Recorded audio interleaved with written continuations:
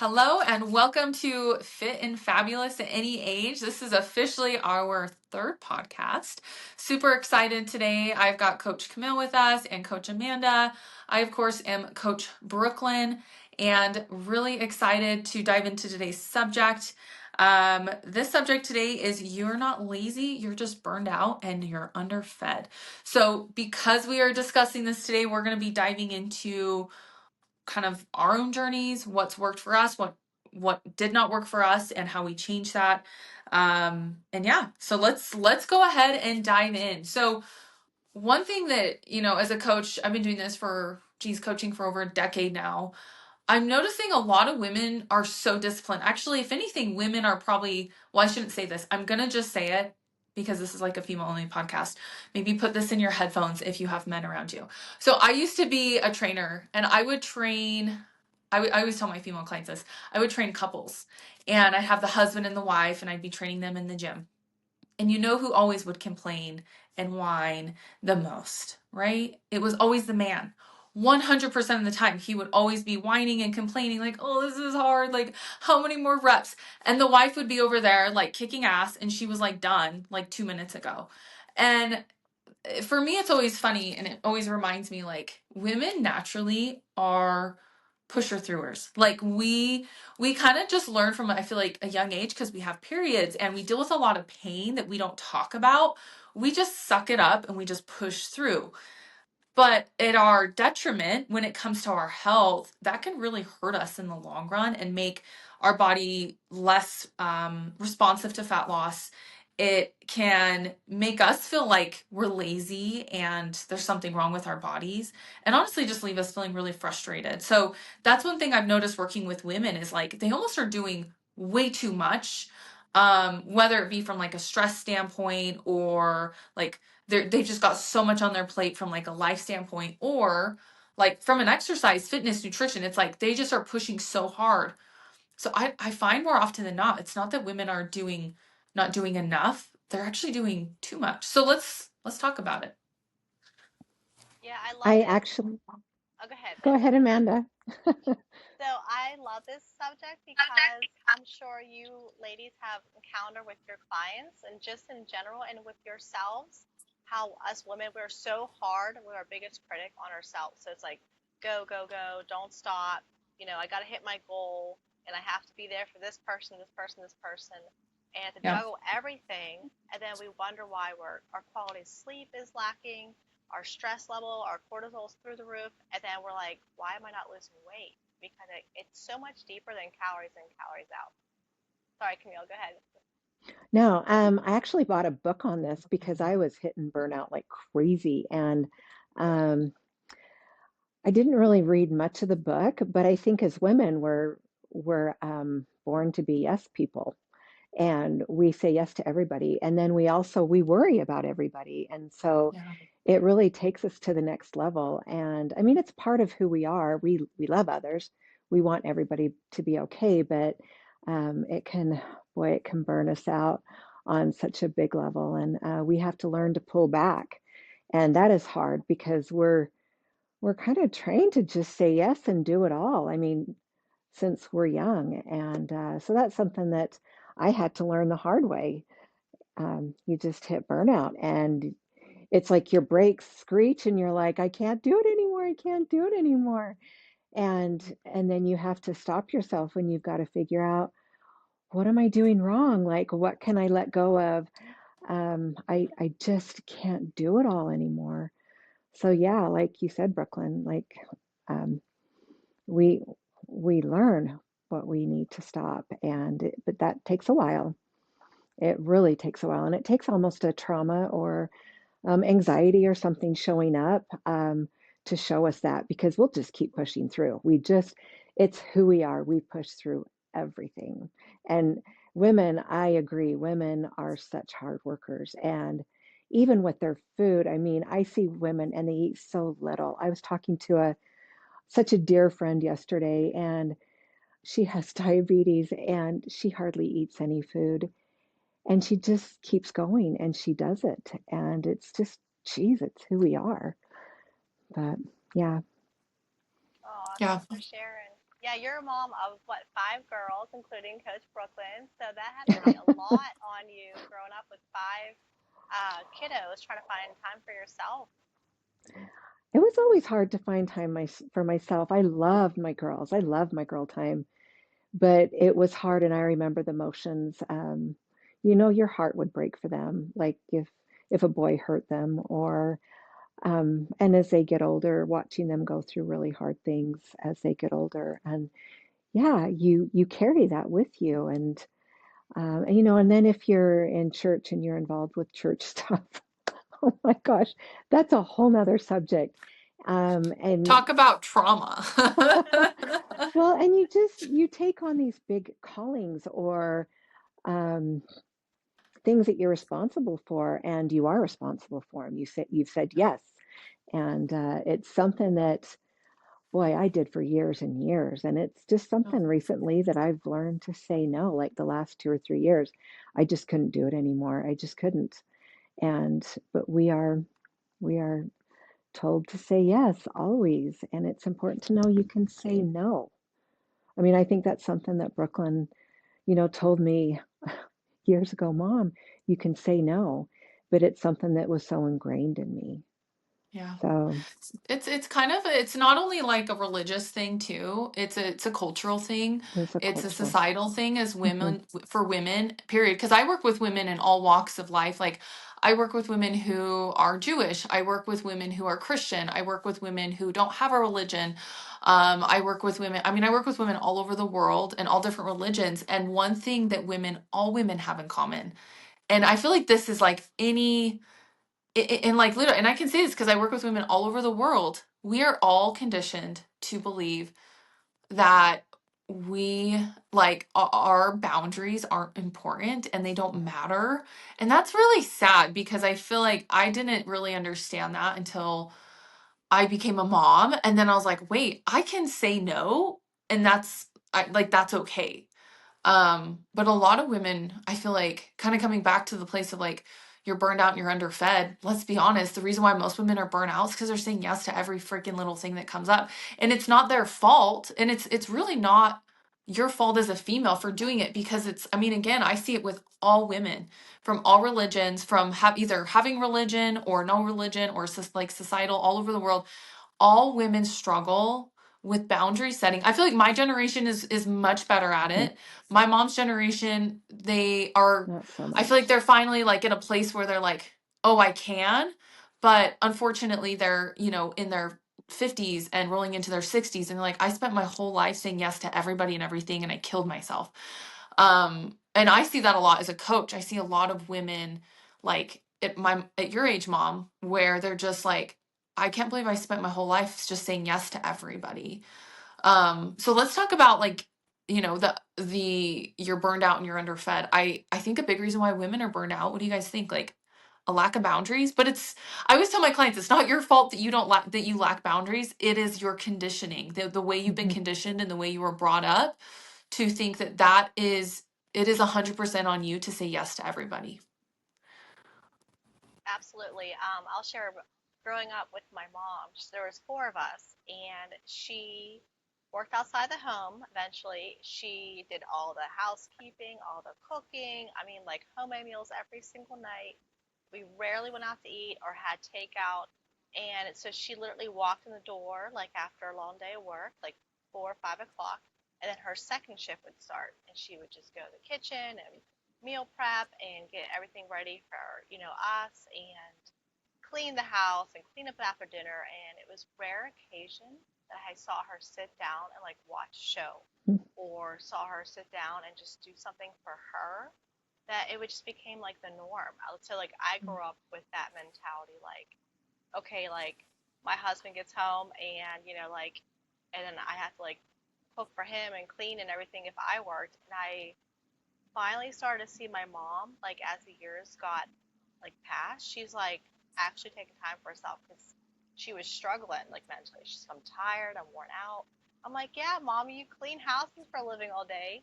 You Oh, come home and you serve, and you don't sit down till midnight. And so I'm proud of her for finally being like, I need to slow down. And I still find myself struggling when I sit down. I feel like lazy, or I feel like, okay, well, this needs done, this needs done, this needs done. Why am I sitting down, like, relaxing? But I feel like men don't, they don't feel that way. They don't feel guilty. And why do we feel so guilty?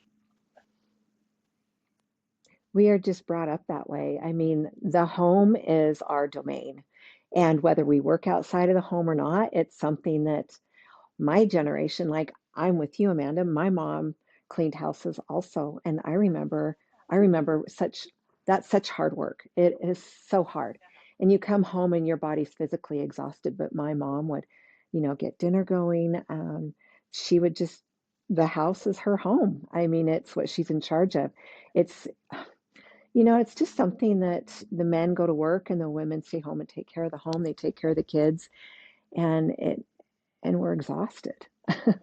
So I grew up with that mindset also, and it's something that I've really worked on with myself because, I'd be like, Mom, I'm not you. Like I wish I could be you, but I'm not you. I don't have the energy. I don't have the capacity. And the one thing that she has always told me, that I've told you, Brooklyn, that has really stuck out in my mind, and she's like, Camille, you are the perfect mom for your daughters.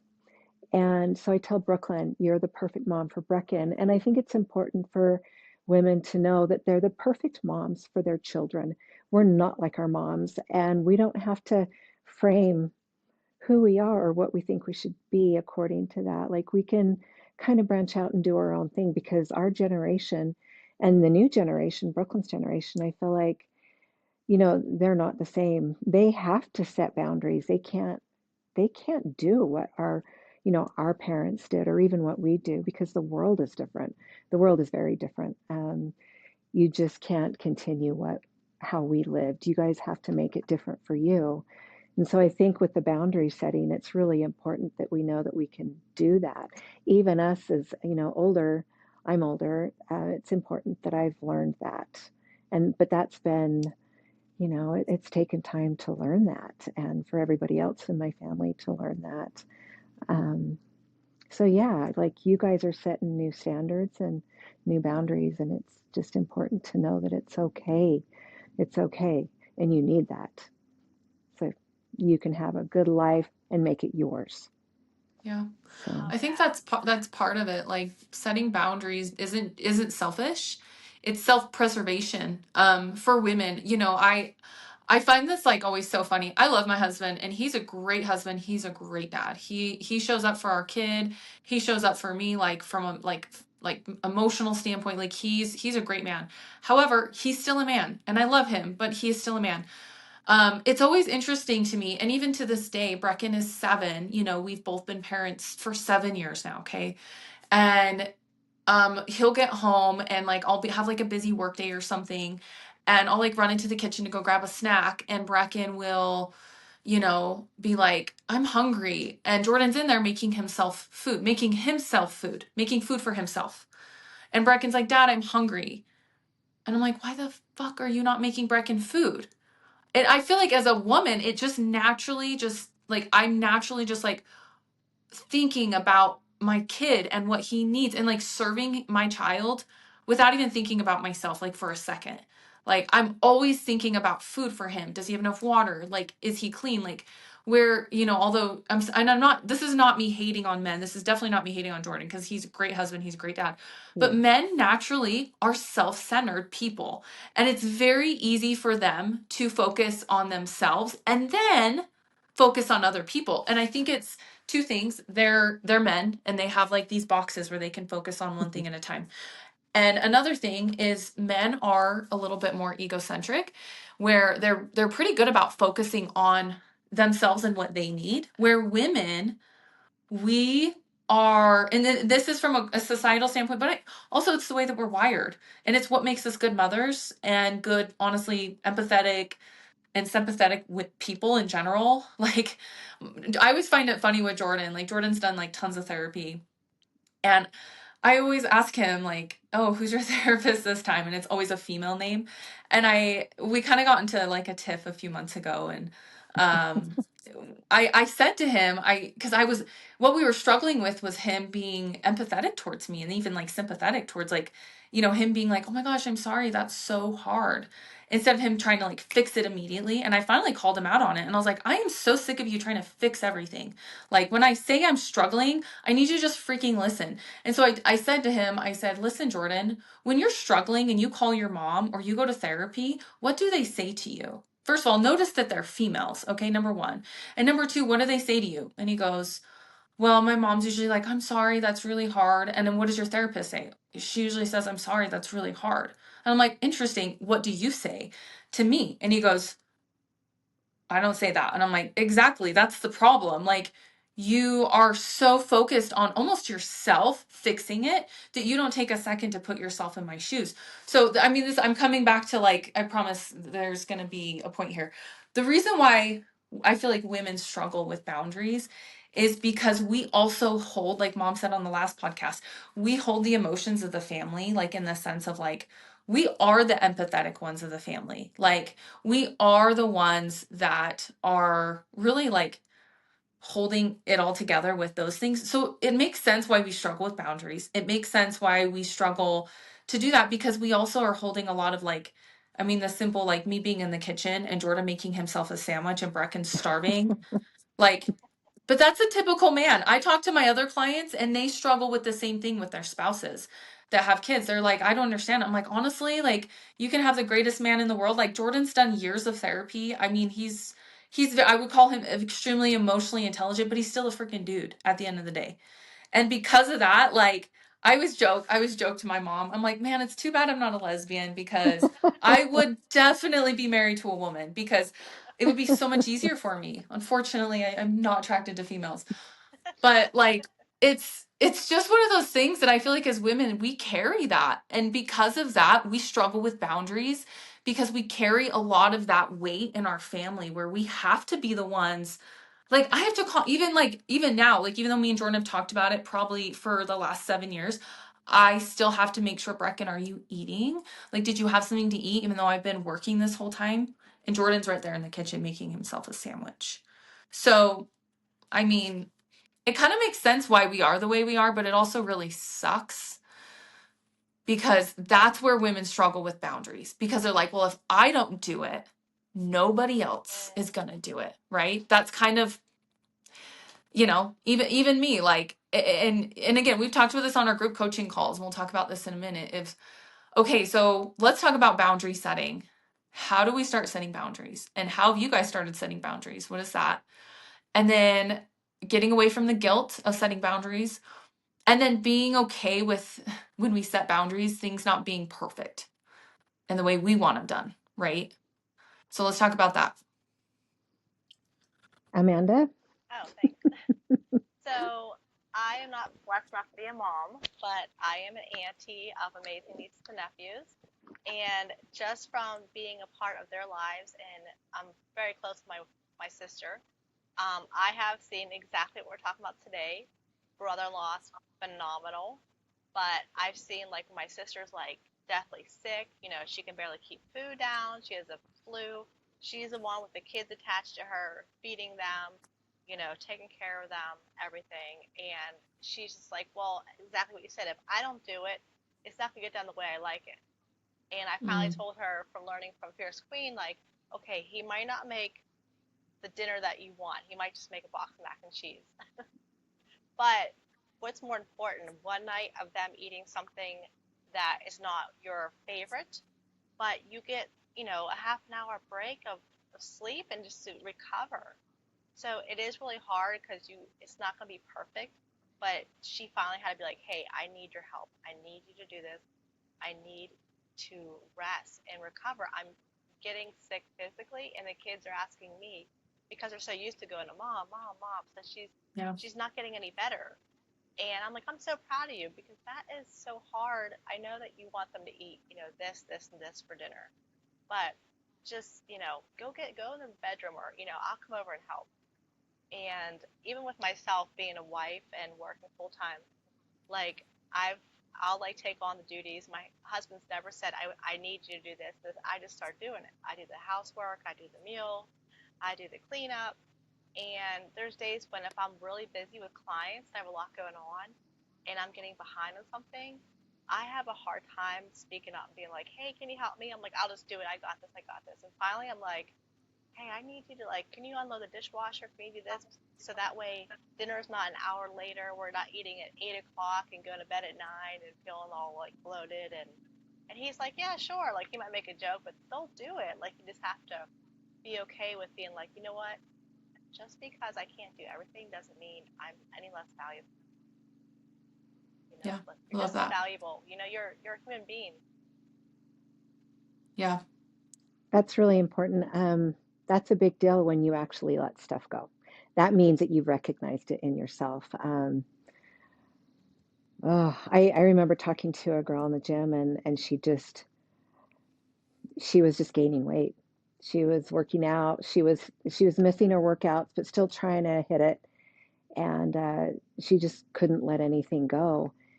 And just listening to her talk, it's like she had to have control over everything. And that's a hard thing to let go as women because we are the home, we take care of the kids, we're in charge of the dinners. And when I hit that, I had to let go. And I remember I was busy. Jeez, so busy. I had kids growing up. I was in a big church calling. And I remember I actually hired a house cleaner. I just couldn't do it. And that was the beginning of me saying no. It really was. But it took a lot for me to just know I couldn't do it all. And it's a lot to ask help for help. It's such a big jump for a woman to ask for help. That means that we're struggling, but it's good because then it gives us permission to not do it all. So, and then we can start focusing a little bit more on ourselves and on our health because our health will deteriorate and we will get anxiety. I mean, our body keeps score. You guys have all heard the book, Our Body Keeps Score. It really does. We will get sick. We will continue to get sick if we give, and we don't keep filling our cup. We will get sick. We'll get anxiety. There's a lot of autoimmunes that will happen to our body. It's just our body saying, "Stop, stop. I need help. You're killing me." And so we will develop something to make us stop. And Yep. then when we do, it's like we don't have a choice anymore, and we learn that. But it's important as women to let go. It's a really hard lesson to learn. And once we do, we can start focusing a little bit more on ourselves and we start seeing um, how being yes, yes all the time has hurt us. But that takes a long time to learn. It really does. I feel like I like 100% see this with all women who come to. I work with a lot of women who have a lot of autoimmune issues. I work with a lot of women who have a lot of hormonal imbalances and issues that have come up, and myself included. Like I have PCOS, I have a thyroid condition, PMDD. I have like I mean just like geez, should I lay it all out for everybody? Endometriosis. Like I have all these problems, but it's because in our culture, in our society, we were taught to for women, I mean, in our religion, I'm just going to say it. I grew up LDS and I'm not hating on the LDS church, but I grew up LDS and in the LDS culture, women are told and even pushed to literally forget about themselves and focus on everybody else. And when you become a mom, they really shove that down your throat to say, you're not important. Your family is the most important thing. Your church is most important. And I feel like at some point, like, sure, maybe like it's important to focus and take care of other people. And as a mom, like, I have to put Brecken first for a lot of things. Like, anytime I make a decision in my life, he's the first person I think about because he's my kid. But at the same time, I've also been on the other side where I've completely put my health on the like I've just forgotten about myself completely. I've ended up hospitalized, literally. I've ended up in a place where I've almost committed suicide and ended my life. Like it has put me in some of the darkest places I've ever been. I mean, when I ended up hospitalized after I had Brecken, it was because I hadn't drank water. I don't think I ate anything. I was dehydrated. That's why I was in the hospital. I was severely dehydrated for like, it was 3 days after I had him. And I was hospital. They literally So pulled me out on scary. a gurney when Brecken was 3 days old. We were just got home from the hospital. They pulled me out on a gurney down my stairs. I barely remember any of it. And I was like like rushed to the hospital in an ambulance. I barely remember. I can remember like them putting something in my arm and they were like asking me questions, and I was so out of it because I was severely dehydrated. And as soon as I got to the hospital, all I could remember and think about, all it was going through my brain was like, how's Brecken going to eat? Like, I have been exclusively nursing him since he was born, which is like he was a 3 or 4 day old. And I was so worried about it. I could give two shits about myself in that moment. And I feel like this is where a lot of moms understand this, because I mean, literally, if I wouldn't have been like IV'd, I probably could have died. Like, it was really bad. I was extremely, Yeah, it's scary. I mean, I passed out. I was like, I had hit the floor in our bathroom or whatever, and I was trying to push myself up. And I was like, it was so weird. It was the weirdest experience. And honestly, I thought I was dying. Like, that's what it felt like. And so when I was in the hospital, all I could think about was Brecken, was like, who's going to take care of him? And in that moment, even though I had been through some shittier moments since then, I remember like afterwards thinking, wow, how selfish was it of me to be so focused on him that I had forgotten about myself? Because if I would have kept pushing through, Brecken might be without a mom. And how awful and selfish would that have been? So for the moms who are sitting here thinking like, oh, that's so selfish to only think about, or to think about yourself when you've got kids. No, it is selfish for you to only think about them. Because the thing is what if you do get really sick? What if you do get an autoimmune? What if all these things start happening? And to be honest, as moms, if you are so focused on your kids and you don't have anything for yourself, you're not taking care of yourself, you're probably losing your shit on your kids a lot. You probably have a lot of resentment towards your spouse or your kids, or you're just unhappy, and your kids pick up on that. Like, so before you go and think setting boundaries is selfish, like, use my story. I think there's a reason why I went through that is because it taught me early on, like, I needed to care for myself. Um, and also like for me to share the story of like literally this is what happens when you don't take care of yourself. But I feel like for women, like it's so easy for us to just like let go of ourselves. Men don't do that. I feel like they just, I wish, but like for women, but we do it even with our kids. We do it with our family. I mean, geez, I've done that with close family of mine. I kind of let go of my own health for a while there because I was so focused on helping a family member. And I mean, mom, I've seen you do it a handful of times. Like we all do it. So let's talk about that. And then we'll kind of talk about how to start setting boundaries. But like, how do we let go of that guilt and shame that we feel Mm. as women around setting boundaries? That is a hard thing. I have actually done some recovery work. I've read a lot of books. Um, it's part of the addiction programs. I mean, there's people that go to those that really help. But boundaries is a really hard thing. I mean, codependency, it's a huge thing in the world today, and women really struggle with that. I think you just start by reading books and start knowing that you've got a problem with setting boundaries and saying yes, and start listening to your body. Your body will tell you if you're stressed out, if you're not paying attention to yourself, if you don't have time to work out, or even a small little workout, or even time to yourself. And that's hard when you have little kids. It's so hard. I used to wake up at 5 a.m., probably like you do, Brooklyn. Amanda, I'm sure you wake up early and get it in. But it's just hard to carve out time for ourselves. But start writing down the time and what you do in your day, like, and you'll start seeing, is there any Camille time? Is there any you time? What am I doing? Like, how am I able to even rejuvenate, to feel good for my family and to actually be there? It's really hard because if you get teenagers, I mean, little kids, you have to be there for little kids. But you can also take naps with them. Not that you take great naps with them, but as you get to have teenagers in the busy teenage years and school functions and all the things that they go through as kids, you've really got to be there because you'll have some really late nights. And I think it's important to kind of start writing things down, what you're doing. That's a really good tool. Write things down. And then you'll start noticing, okay, maybe I need some help. Maybe I can spend 10 minutes and give myself 10 minutes. And then you'll start noticing I can spend more time. What can I do more? But sometimes it takes a trauma for us to really see that in ourselves because we keep going.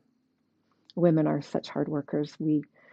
Women are amazing. I think women are amazing. We're incredible. We can do it all. And men have their place, and men are great. They go to work and they help us. They're great. But women, we run the home. We run our children's lives and what's in our home. And we're good friends to others. It's just part of who we are.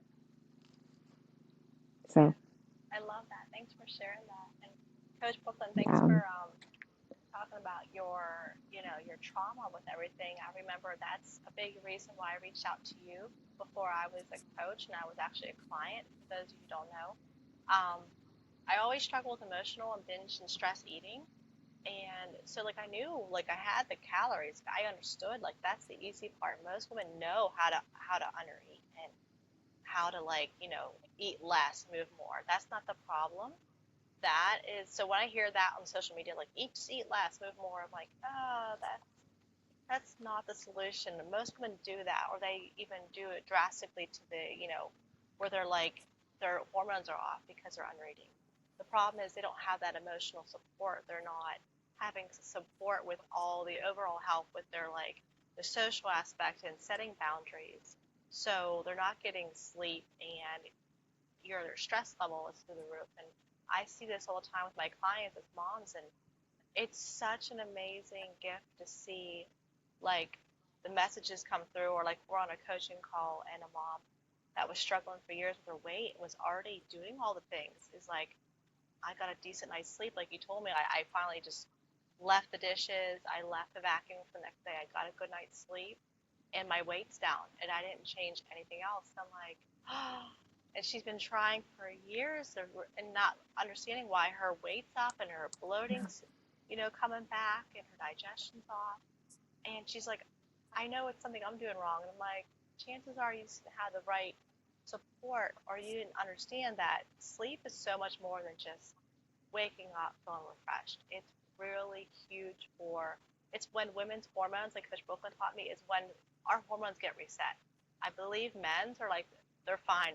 Like they're like, they don't reset at night. Ours do, like our estrogen, Mhm. progesterone. And so if you don't get that sleep, you're setting your body up the next day, and for how long you're under, not you're not sleeping, for like cravings and your cortisol, and just your mental health's not going to feel great. And so these boundaries all ties into that, and that's such a big thing that I learned in Fierce Queen and teach as a coach. That I remember the first time we had a coaching call on boundaries, and I was kind of like, as a client, I was like, what's boundaries have to do with losing weight? Like Yeah. I want to like be a size 4. Like I'm What's kind the of secret? The yeah, what's hormone secret. yeah, like I'm confused. And then once I heard the coaching call, I'm like that, like my eyes opened, and I was just like, Yeah. this is what I've been missing, because I'm a people pleaser. Like most women, most clients, I feel like most of them are. So Yeah. you say yes to everything, and Coach Wilkins taught me that if you're saying yes to everybody else, you're saying no to something else. So hence you're saying no to yourself. You're saying no to meal prepping maybe a day or two.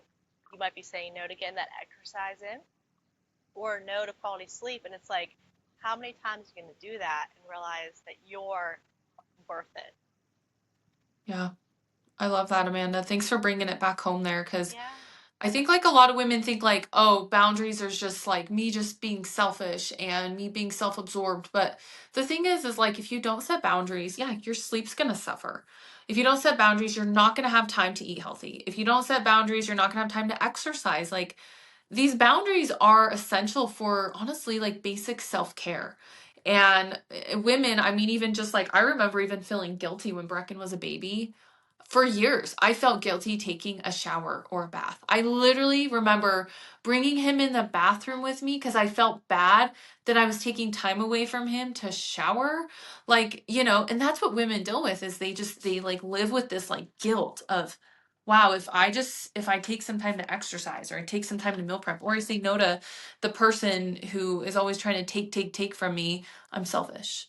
But like, it's not selfish. It's you coming back to a place of being able. I always tell my clients, you are setting boundaries so you can take care of yourself and you can come back and take care of the people that are the most important to you in your life. Because if you're always saying yes to other people and other things that aren't necessarily going to help you be a better mom, or like for me, if I'm constantly saying yes to like, I don't know, like certain church things, or like saying yes to a neighbor with something, or saying yes to like other things that it's ultimately it's going to hurt me with coaching my clients, right? It's going to hurt me as a coach because I won't be able to fill my clients' cups. It's going to hurt me as a mom because I'm going to be short with Brecken and I'm going to be mean and unhappy.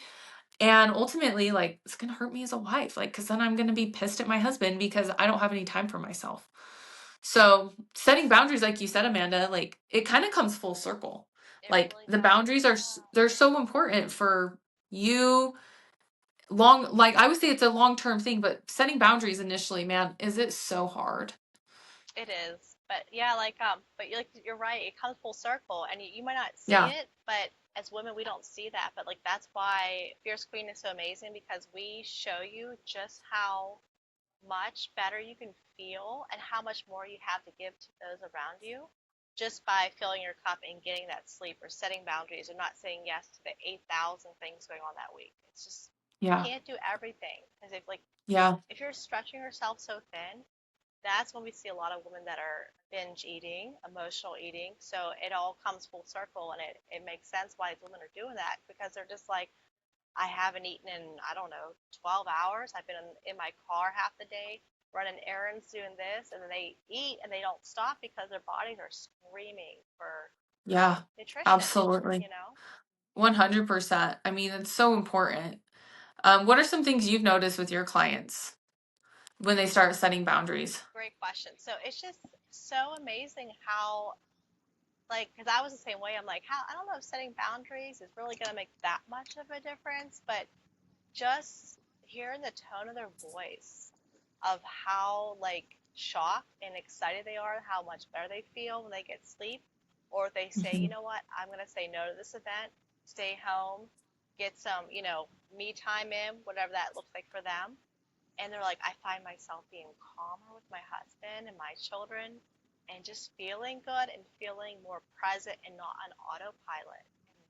And again, that weight, if they're trying to lose weight or gain muscle or just eat better, generally for their health, it's so Hmm. much easier because they have a little bit more time.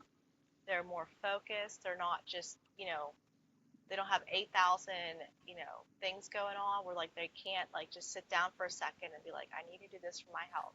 And like you said, it's not selfish because if you're a better mom, a better wife, a better daughter or friend, or you're just more, yourself, everybody around you will benefit. So that's what I tell my clients, like, hey, don't feel guilty because everybody's gonna be happier when you're happy. Like my mom used to always say, if mom ain't happy, nobody ain't happy. Yeah. Yeah, I love that. I 100%. So a lot of women, it's not that you're lazy, it's just that maybe you lack some boundaries. Maybe you need to start bringing some awareness around where do you lack boundaries. Like I have this conversation with probably one of the first things I work on with clients. A lot of the women come to me, they're always like, "So like what's the diet secret? And like what's the exercise secret?" And I'm like, look, the diet and nutrition is probably like 40% of what we do. 20% nutrition, 20% exercise. 60% of what we're going to do here is working your life and making sure that it aligns with where you want to go. And if you don't have boundaries set in place and you don't recognize where the lack of boundaries is in your life, you're never going to reach your goals. So you have to get to a place where you have to see like where the gaps are and how much are you saying yes to everybody and everything around you. And I tell this to Amanda, I've told this to my mom, like no is a complete sentence. You don't need to say no and then give an explanation. You can literally just say no, like period, like just leave it as that. Um, in my culture where I live in my community, like women, oh my gosh, it's so sad. I just like feel so bad for uh, oh, I struggle. I feel like I've burned some bridges because I'm like so straightforward. Like even my neighbors will be outside. Hopefully they don't listen to this, but we'll be outside like chit chatting and they'll be telling me some of the things that like is going on in their house. And I'm like, well, why don't you just say no, you do it and you take control of this. I'm not. I'm done. And they look at me like I'm a crazy person. And I'm just like, sometimes it's putting your foot down and saying, I'm done being the only person taking care of this. I've had this conversation with my husband. Like, we made a deal from when we first got married was like, I'll do the dishes if you do the laundry. I fucking hate laundry. So, and I won't lie, Jordan worked in a clothing store for like 3 years and he is very precise about how he folds clothes. Like Ah, fold, nice. fold, I know he's great. He's great at it. But I've had to talk to him and I say, look, just because you fold the laundry doesn't mean that's all you do in the house. Like that's not your only thing. Like you can help out in other places. You can vacuum, you can, like in the kitchen, you can do XYZ. Like that was also a big part of setting boundaries and also like learning like even though it's not how I want it done, it's still done. Like, I won't lie, like when he does the dishes, oh, like I still have to go back over and like re-clean the countertops and like clean the sink, but at least it's done, right? So done is done. Exactly. Sometimes like as women and as moms too, like we want things perfect, but sometimes just like having it done is okay too, and that's part of being okay with a boundary. Um, so that's number one. I think number one, like setting boundaries is a big reason why women think they're lazy or their bodies hate them, but maybe you just lack boundaries. So I would say step number one, like set some boundaries in place. If you don't have boundaries, I'm sorry, you're gonna struggle with your health the rest of your life. It's just the way it is. I see this with all women. I've never had a client, I should say female client. I've never had a female client not struggle with boundaries. All my clients have struggled with boundaries because women are just yes women. They're just yes people. Even my clients who are like high powered like CEOs or they run their businesses or they're high up in their companies, like they still struggle to say no to certain things. And so like even like whatever place you can set boundaries in your work. Delegate. Like delegating is a big part of like being a business owner. Like I've had to learn how to delegate. I also have learned how to delegate in my own house. If I feel like I can't stay on top of something, I hire it out, right? Like, and I grew up in a house with you, mom, like where you did legit everything. Like you were the baker, you were the cooker, you were the cleaner, I mean, you did everything. Like you sewed our clothes. Like what the fuck? Wow. I don't know how you did so much. She was like the perfect homemaker. And then there's me and I'm like, I'm a shit show of a homemaker. Like I don't do shit. I don't do Oh, any of it. But not I think like true. just learning to just let go of some of the things that in your head you think you need to always do. Um, so And it's Brooklyn, not, you do have a beautiful home. She's a great homemaker. Everything is always decorated to the T for the holiday. I mean, your home is beautiful and Brecken adores you. So I think does he that's part though? of, He told me he hates yes, me this morning yes. because I told him to Well, stop screaming. that's I hate just you. I'm like, anger. oh, okay, But I think as a I love I you. think as a woman also, um, we do have shame and guilt. Like you said, Yeah, I like my mom does all this and I don't do this, but you do amazing. And you're so busy in your life. And so we've got to give ourselves credit for what we do because the world is different now than it was when I was young raising kids. And it's different for you, Brooklyn, Amanda. It's different for you. And we've got to each give credit to where credit's due. And that's part of letting things go. And looking at ourselves and all that we do. I mean, that's part of that headspace and setting boundaries is like, I'm doing a really good job. I mean, look at all that I do. My kids are amazing and they love me. And how important is that? And like Brooklyn, you get out and play with Brecken. How important is that? You set such a good example of who to be in your life, but you make your house a home and it feels good entering there. And that's part of being a girl and a woman is we bring that spirit into the home. It's part of who we are, but you also have to give yourself credit for it. I think that's important to being on the road of setting boundaries is seeing ourselves for who we are and all that we do, because then we can start stepping back. And that is a hard thing to step back. But Yeah. you're doing a good job, Brooklyn Oh, and Thanks. Amanda. Like, I love listening to you guys, like each of you, how you've had to do it in your own life. So it's Yeah. just, it's a process. I deal with a lot of guilt. I won't lie. I mean, being a working mom, it's been a new guilt level of guilt that I experience. But I've been dealing with it since Brecken was an infant, but I feel like too, setting boundaries, you're right, is probably just like being a little kinder to yourself and giving yourself some grace and recognizing like, okay, well, okay, I'm doing good here. And I feel like as a mom, I really struggle with that. Like I feel like in all my areas of my life, I can usually look and like be like, hey, I'm doing really good here and I'm, doing better here. But then as a mom, I'm always like, I'm always fucking up. And that's where I feel like sometimes setting boundaries is so hard too as a mom because you just want to be like the best mom, right? You just want to be like, you know, I just want to be a good mom. Like that's all I want. I don't want my kid to grow up and be like, my mom was selfish, really selfish. All she did was compete and work. I'm like, hopefully I don't grow up with that. no. And yet, tell them how Brecken has done and how to, he loves sports. He Oh, loves playing. yes, he's So, very athletic. as a mom, I think we need to see like who we are as a mom and what our kids see, like their view. Like I see Brecken and how you've influenced his life. And I'm like, that's pretty dang cool. Like that is a life skill.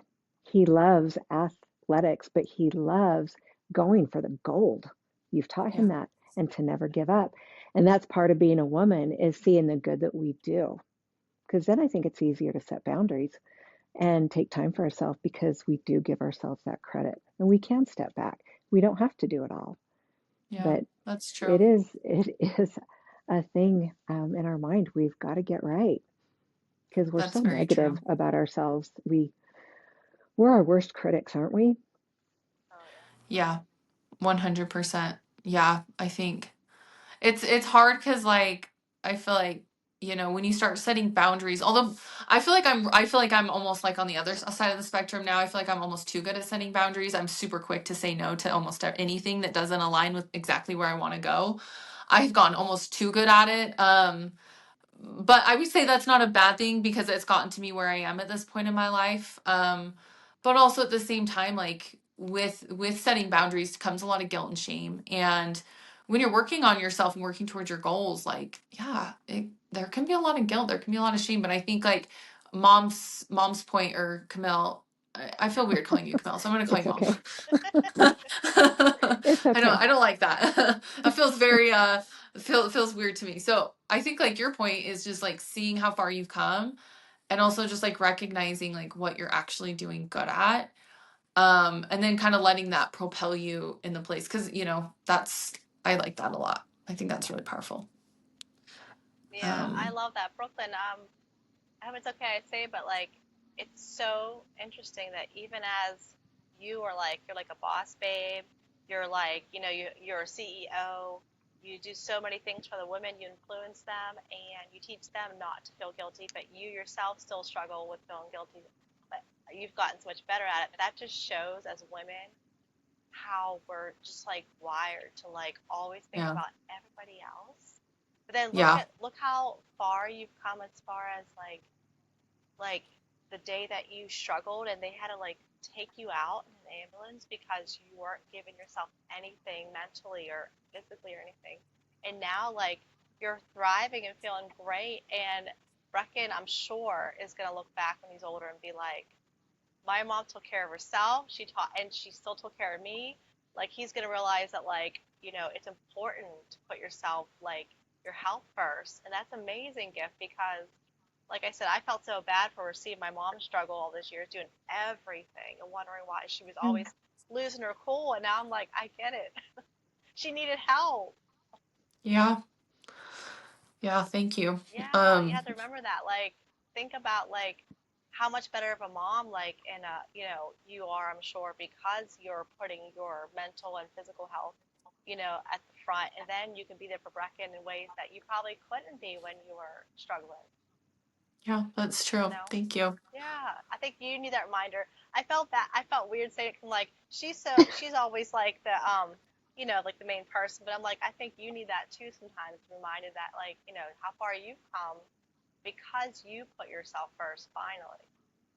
Yeah, thank you. Yeah, For those of you yeah. listening to the audio, I'm crying right now. So Oh. thanks, Amanda. I'm crying too because I hear Brooklyn and the guilt that she has with Yeah. You Brecken, but I shouldn't also feel. No. I know it's so important as moms to set boundaries because then we are teaching our kids that, and it's something I've learned later in life. But like Brecken's going to grow up and he's going to have these skills. He's going to learn them, and for these like my generation is trying to do that so that your generation can see us, and your generation will get so much better at it. Each generation will get a little better at it, and so Brecken will learn up. Well, he'll grow up with these skills. Can you imagine how much better he's going to be at it than you? Can you imagine what an empathetic little boy he's going to be? What a good man he's going to be? What a good husband he's going to be Yeah, good because he's husband. You're learned these teaching him good things skills. about how to treat women. Yeah, Yeah. it's just like those things that we teach our kids even later in life. I mean, they see those things and they will emulate those things. And you're doing some great things, Brooklyn and Amanda. I love listening to you guys. I feel like, but all of our hearts are like, ah. So Oh, I love listening to yeah, you. I mean, you raised five girls. I mean, I feel like I remember being in a house. There was three of us, and then my little sister was years later, and I felt like it was like great, but it was always chaotic. I couldn't imagine five. It would be like it so many memories, but I'm sure there was times when you were like, ah, there was a lot of struggles and heartbreak, and boy, girls can get into it just like boys. At least But our family did. Man, did we yeah, duke it out? yeah, and yet they're amazing girls, and being an older mom now and watching my girls, I just think they're incredible moms, like each of them in their own way. And um, but it's important also as a mom to tell your kids, you guys are doing a great job. Like such a good job. And as moms, we don't see that. We just see all the struggles and we wish we could always be better. Yeah. But to just be ourselves, that should be enough. But I think that's part of having compassion to ourselves because then we can. It's all part of a whole cycle. If we can see ourselves for who we are and the good that we do, then we can maybe give back a little bit of time to ourselves and to other people. It's just a cycle. Yeah. It's very important to see how good we are and the good that we do. Yeah. So for all you women listening to this, feel how good you are right now. Just feel it and just know you're doing amazing. And you know what? All these skills just take time to learn. It's all a process, and when you do learn them, you'll be able to kick ass in the gym. You'll be able to work on your food and know that it's okay. And you don't have to be perfect at it. They're skills. They take time to learn. Yeah. But be okay with yourself now. Yeah. I love So that. You got me all emotional. I feel like that's important. I think it always comes back to a place of like, recognizing the good you are doing. And I feel like it is hard. We started this call. We were talking about like you're not lazy, you're burned out, you're underfed. And honestly, part of that is like, yeah, like struggling with the boundaries, struggling with the guilt and the shame that comes with like setting and putting yourself as a priority. That's really hard. And then also just like giving yourself some grace. I feel like mom mentioned, and I mean, obviously you guys called me out in like the kindest way to like be nicer to myself. I feel like it's such an important thing to remember, like, maybe it's not your body hates you, maybe it's not that you're lazy, maybe it has a lot to do coming back to a place of like, maybe you need to give yourself some grace, like maybe you need to like, it's hard because like if you are around people who maybe say all the negative things about you, or you kind of grow up with that, like a lot of bad voices in your head, it's natural to kind of grow up or to be like always hard on yourself which can kind of come back to a place of you feeling like you're never doing enough, right? And then coming back to a place of like boundaries, like feeling like you can't set boundaries because you're trying to do everything. So maybe you're just burnout in the sense of like you're not giving yourself enough grace, you're not being kind enough to yourself, and you're not setting boundaries. Like I set boundaries like a rock star, I won't lie, I'm really good at it, but She is. I struggle with being kind to myself and compassionate with myself with certain things. I'm actually quite hard on myself. Like even when I won my pro card, I literally texted my mom and I told and I still say this to my husband. I'll just like out of nowhere, I'll be like cooking dinner. And happened like a month ago. I'll be like, do, do, do, do. And I'm like, I think they just gave me my pro card because they felt bad for me. Or I'd be like, oh, I think it just was like kind of like a fluke. Like it was just like on accident, right? Like me undervaluing and devaluing the work that I had put in, just thinking like it just happened because, like, also like giving yourself credit for doing the work, right? So everything you guys just said, like, kind of comes back to that, like, because let's be honest, if you're constantly hard on yourself and you're never setting boundaries, your stress is going to always be high, you're always going to be stressed out. Like, also, that can cause a little bit of hormonal imbalance because if you're always doing things for other people, you're going to have probably a really like decreased level in like thyroid output. Your adrenals are going to be shot. Your cortisol is going to be imbalanced. Like, you're going to have all these hormonal, and I see this with clients in blood work. Like, and I work with clients that are going through some pretty shitty shit. Like, and we see it on the blood work. So maybe instead of trying to double down on your nutrition and double down on working out, especially double down on working out, I see a lot of women doing this, and under eat more and do more cardio, like maybe you need to set boundaries. Maybe you need to see where the boundaries are in your life you need to set more of. Maybe you need to be nicer to yourself, and maybe like just give yourself some grace and compassion and kindness. Um, because that's what actually works, right? Obviously, the nutrition is important. We got to have the nutrition dialed in. But let's be honest, Amanda, like, what do we work on the majority with our clients? Oh, the mindset, big time. The Mindset. mindset and how they talk to themselves, and what happens if they do have a day where they're not happy with their progress or what they did, because Yeah. that's where a lot of times the programs fail them because they don't have that support. They're just like, oh, you messed up, so just do better next time. But it's like that's not Yeah. helping That them. doesn't work. That doesn't work. It doesn't teach them any skills, right? No. Like, it doesn't teach you any skills if it's like, oh, well, sorry, you can't follow the plan, you suck, bye. Yeah. Like, that doesn't teach you anything. What should be taught, but a lot of coaches lack in programs, and this is why I love Fierce Queen Fitness, is we actually, like, I had a client, literally, she got on a call with me, and at the end of the call, she goes, honestly, I was gonna cancel this call and I was really scared to talk to you. And I was like, why are you scared to talk to me? And she goes, I thought you were gonna make me feel like shit. Like you were gonna like get mad at me and yell at me. And I'm like, girl, I would never, like, what is there to get mad at you and yell at you about? Like, you're human, like you're going through some hard things in life. Like, and she was so blown away. She goes, well, my last coach did that, and then my relationship and this happens. And I'm like, well, that makes sense why you had a lot of fear. But in Fierce Queen Fitness, like in our coaching, I never ever pick up the phone and be like, what a fuck up. Like, I literally just pick up the phone and I'm like, okay, whoa, shit. Like, honestly, like 99% of the time my clients will tell me what they're going through and I'm like, wow, you're having a serious week. I can't even imagine. Right? Like, meeting them with that compassion and that empathy.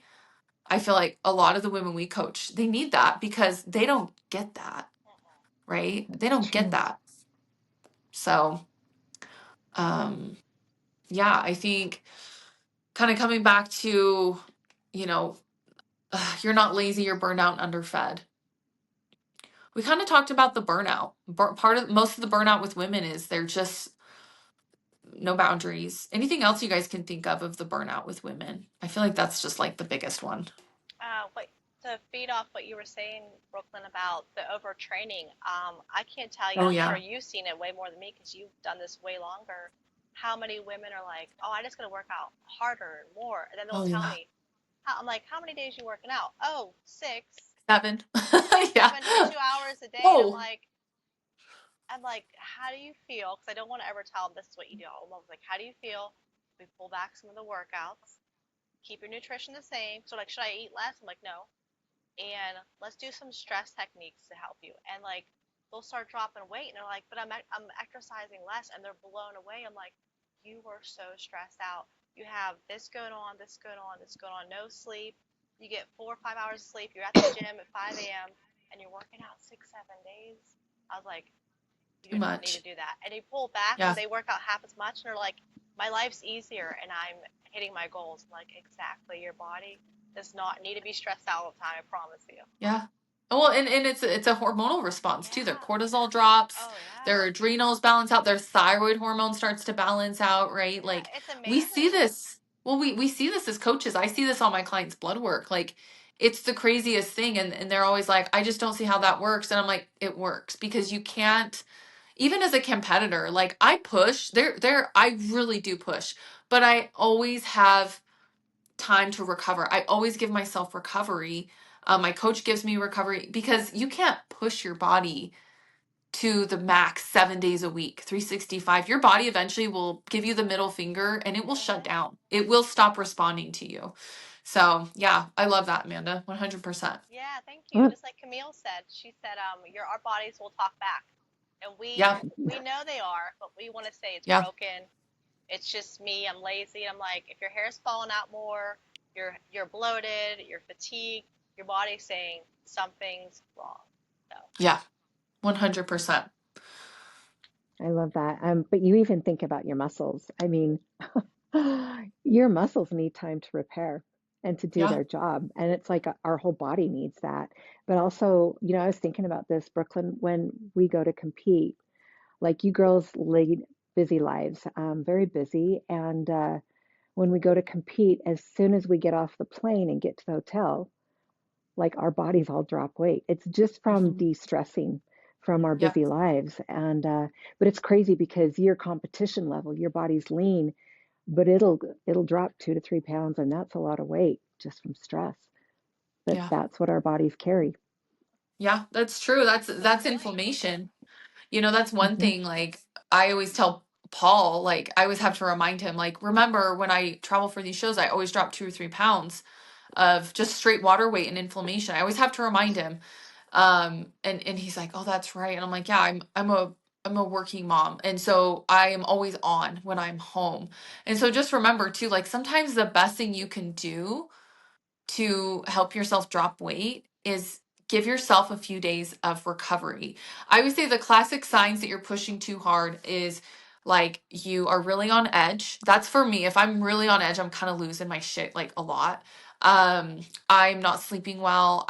My digestion's really off, like I'm not going to the bathroom well. Um, I just feel really tight and tired. I try to work out and it's like I can't get a good pump in the gym. I don't feel good. Those are like classic signs that you need to take a recovery day. The best thing that I have my clients do is I usually have them do 2 days on, 1 day off, 3 days on, 2 days off, or 2 days on, 1 day off, 2 days on, 2 days off. Whatever your training protocol is. For me, I train at least 4 days a week at very minimum. And if I feel good, I'll do a fifth day, but not always. Most of the time, it's 4 days a week of training, but I like kick ass on those 4 days. Like I'm really like I told my mom the other day, I was like, I'm like lifting like a crazy person right now. I'm like, like lifting in the gym, but I need those recovery days. So again, like coming back to like, you're not lazy. Maybe you just need to like go all in on your weight training days. Maybe you need to back off on your intensity with your cardio. Like just walk, go on walks, do the elliptical, like do Yeah. something low impact. Um, and then from a nutrition standpoint, I find women are just like, well, maybe I need to slash my calories. Maybe I need to eat less. Like, if anything, you probably just need to get back on track or get on track at some like with something that is sustainable. Like if you've been eating at 2000 calories a day for the last like month and you drop your calories down to 1200, your cortisol is going to peak, your thyroid hormone's going to drop, and then your body, you just won't drop any weight. So if you're trying to like drop body fat, like stop going, it's kind of like our last podcast, stop doing the extreme things. Mhm. Like you can't go from like 0 to 100. You got to find this like happy medium where it's sustainable. So Yeah. Yeah, I Do you love guys have that. anything else you wanted to add on that? Camille? Well, I just think when we do anything, and we touched on this the last episode, is when we do anything from 0 to 100, like um, we just start going in cycles. We start Yeah. overeating. And so it's really important, like you both have said, just find that place that your body likes. And one of the big deals with reverse dieting, that, well, not reverse, competing, something that I've learned in the last couple years since I've been competing a lot more is how important reverse dieting is. And it's your body's way of getting your body to burn higher calories again from going to competition level and eating a little bit less. For Yep. me, not too much less, but then getting your body up to high calories. And so your body will learn to use those calories. Like you're Yeah. working out, it'll learn to use as many calories as you get it used to. So that reverse dieting it does wonders. And I know the carb cycling does wonders, but your body likes food. It likes to be fed. That's how we function. It's how we move. It's how we stay happy and we can be there for others. So that's been a really fun thing for me to see is the effects of reverse dieting coming out of a competition Yeah. and being Nice. stricter Well, because strategy is big, yes, Mom. That's like what you're saying. it's Like, you, huge. you can't just like, a lot of women come to us, Amanda and, Mom, like in Fierce Queen Fitness, and they're like, oh, when am I going to get to my goal? Like, it's like all they care about. And I'm like, girl, like, look, let's get you to your goal. Let's do it in a sustainable way. But most importantly, when we come off the fat loss, we need to bring you to a place where you can maintain it. Because yeah, when you're trying to cut fat, you do need to be in a calorie deficit, whether we're carb cycling, we're doing refeeds, diet breaks, like all those things. But you have to come off of that and you have to reverse off that, like what Mom's saying. Like, there has to be strategy. You can't just Right. starve yourself. Yeah, you can't just kill yourself into, and this is where like even competitors get themselves into trouble, women just trying to lose weight. They'll just kill themselves to lose fat. Like, they literally will just grind cardio, grind low food, and it's like that doesn't work. Long term, you're screwing yourself over. You're killing your hormones, you're killing your metabolism. So like Mom said, like the reverse dieting, having a good strategy like through the whole process is so important. Yeah, I Um Keeping love with a that. coach. Keeping with a coach keeping is with a coach. so important. I think Yeah. that's my biggest game changer is having a coach and somebody I check into Mm-hmm. because I have to check into them. Yep. And they're going to see pictures of me like front, side, and back. And Hey. I, Yeah. I know, here you go. Accountability. But it's so true. I mean, having a coach is extremely important. Yeah. It, but I love my check-in days because I'm like, hey, here I am again. And Yeah, yeah, yeah, Accountability goes a long way. I feel like you're right, Mom. yeah. yeah. Love that. Well, and being able to talk to your coach is a big deal. Like trusting them and Yeah. knowing that they've got your back. And like here at Fierce Queen, like you talk about things with your clients, so you know what they're going through. So those little wins are huge. They're just Yeah. huge. And Yeah. boy, leaps and bounds. I mean, those are big wins. Small, small steps, and I we'll love see Yeah. those. that. Yeah. Yeah, Yeah. thanks I for love sharing that. that. I love that you shared about how you compete and how like you're not in a calorie deficit like forever and ever. Because I think a lot of women are No. so have that mindset like you have to be cutting calories all the time or majority of the time. And actually No. it's like the opposite. Like Coach Brooklyn taught us like your body thrives in maintenance whenever you get to a point of like Hmm. your metabolism and your hormones and everything's just Hmm. optimal. Like when you get close to your goal, or if you're needing a break, talk to your like, this is when a coach is going to be Yeah. so beneficial because they're going to be like, they're going to teach you the right way to do it so you're not guessing and you're not gaining a bunch of body fat, but you're not killing your Yeah. metabolism. And it's such an amazing feeling to be like eating, way more calories and carbs than you ever thought. And then you see your performance in the gym is crazy. Like I'm sure you guys have realized like when you cut carbs or you're in a calorie deficit, like before you became a coach, like how you realize like I can't lift hardly anything in the gym when I'm doing like keto. Like I know my performance was terrible. I could barely get like 5 to 10 pounds of curls for biceps without being like struggling because I had no fuel. And I thought, Yeah. oh, I'm just weak. And then I started eating carbs, and I'm like, wow, I have a lot of power now. And it's really what you're, it's really the It's knowledge that you crazy. can get from a coach that will help you like along the way because you can't just guess. It's I very love true. that. Like everything you guys just said. Like if you're struggling to reach your goals, honestly, get someone in your corner who can keep you accountable because it's so, and even this is literally why I keep with Paul. I've worked with Paul since 2022. And the reason why I will continue to work with him, like, and work with a coach always. And my mom knows this. I hire business coaches. I will hire anything I don't know how to do. I hire someone, not to do it for me, but to help me figure it out and keep accountable to it.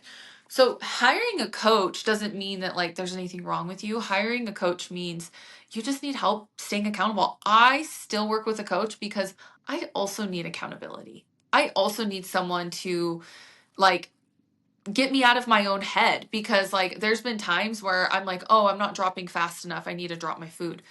And Paul, my coach, will be like, no, you need to take a freaking break for 2 days. And I want you to just like only walk and I want you to eat this much food. And I'm like, that's crazy. Cause I tell that to my clients. And logically, I'm like, client, this is what I want you to do. I know this is what your body's doing, but I'm emotional with myself.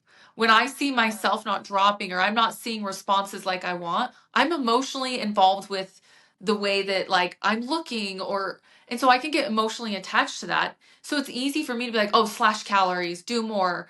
And this is where women get stuck. They get really emotionally involved. Where if you have a coach, we're more logical. We will listen to you, but we're still very logical and we're still very like analytical. We're like, well, this is the data. You were dropping, but you've also been pushing your body really hard for the last 3 to 5 days. I think you need to take a freaking break. Like I had a client, this reminds me of a client call I just had last week or 2 weeks ago. And she's had some amazing progress. I mean, literally, she's 49 and she's getting lean. I mean, I'm like, damn, every time I see pictures, I'm like, damn, girl, like, you look good, and we've had to be pretty aggressive to get her to this level. But I could hear it in her voice. Like she was saying it without saying it. She was burnout. She was hitting burnout. And you know what I did? I said, hey, this is what I'm hearing. You're sounding like you're kind of like almost leading towards a fuck it place. Like you're kind of getting mhm, into a place where you're burnout, you're tired. What I'm going to do is we're going to pull you off of this carb cycle. I'm going to put you into maintenance for just a week. And we're not doing any cardio, we're not doing anything extra. We're just walking. And I'm not even kidding you. When I talked to her the next week after doing that, totally different person. But mhm. you want to know what's crazy that happened? She dropped 2 pounds. Yep. Isn't that great? Wow. Because her body was She dropped stressed. 2 pounds. Her body was so stressed, and it wasn't just like it was the nutrition and training that was stressing her out. It was other things that were stressing her out. Like she had just come off of like a bunch of work. I mean, you know who you are when I'm talking about you if you're watching the replay of this. But she just come off with like a few work things, things at home were a little like, with family stuff. It just I feel like having a coach, like they'll hear you with like everything you're going through. And if they're a good coach, they can read between the lines. Like they'll be able to like you'll say something about like she said something about like work and then she said something about family and then she said something about like being sick of like not being able to eat XYZ. And I'm like, I'm hearing that you don't want to, like, you're kind of like leading towards this place. But a lot of women, what they'll do instead is they'll say, fuck this. I'm done. And then they'll binge or they'll restrict harder or they'll binge for a few days and then they'll go back to restriction. So this is where having a good coach who can hear you and is listening to what you're saying and make adjustments. So yes, accountability is everything. Yeah, So I love it. it And like you said, they kind of talk you off the ledge. Because even as yeah. coaches, we're like, oh my gosh, like what do I do? So it's so nice to have someone in your corner be like, take you out of your head, take the guesswork out, and just be like, breathe, let's do this, and you don't have to guess, and you don't have to like do it Yes. on your own. It takes the fear out too of like, is Yeah. this working? That's Is this true. working? And like the obsession of you constantly thinking about it. That's so I used to prep myself for shows before. I mean, I did like a few before. I think when Brecken was about 3 or 4, I hired a coach and then I worked with Paul. But before then, I coached myself. And I'll tell you, that was so stressful. It was Ooh, so stressful, like having to be analytical with myself. I wasn't. I was emotional. I was making emotional decisions. that had to be Like it so was dumb. hard. It was It would really be hard. hard. That's why I hired a coach and then I found Paul. And Paul's been amazing because he listens to me and my body. Like if I say something, I'll be like, dude, I feel like shit. And he'll be like, okay, like how shitty? You know?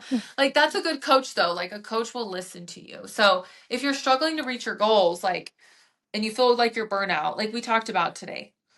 Okay, maybe it's time to set some boundaries. All right. That's number one. Number two, how can you be nicer to yourself and more kind to yourself and more self-compassionate?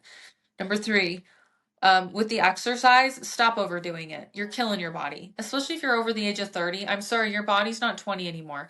You can't sprint until you vomit. Like, it's not going to work. Like, you can't do that anymore. Your body's not going to respond anymore. Number four, you got to stop restricting so heavily. Your body needs recovery and it needs breaks, or your body's just, it's going to give you the middle finger and it's going to stop responding. You're going to end up in a worse place than when you started. At some point, there's diminishing returns with pushing your body so hard.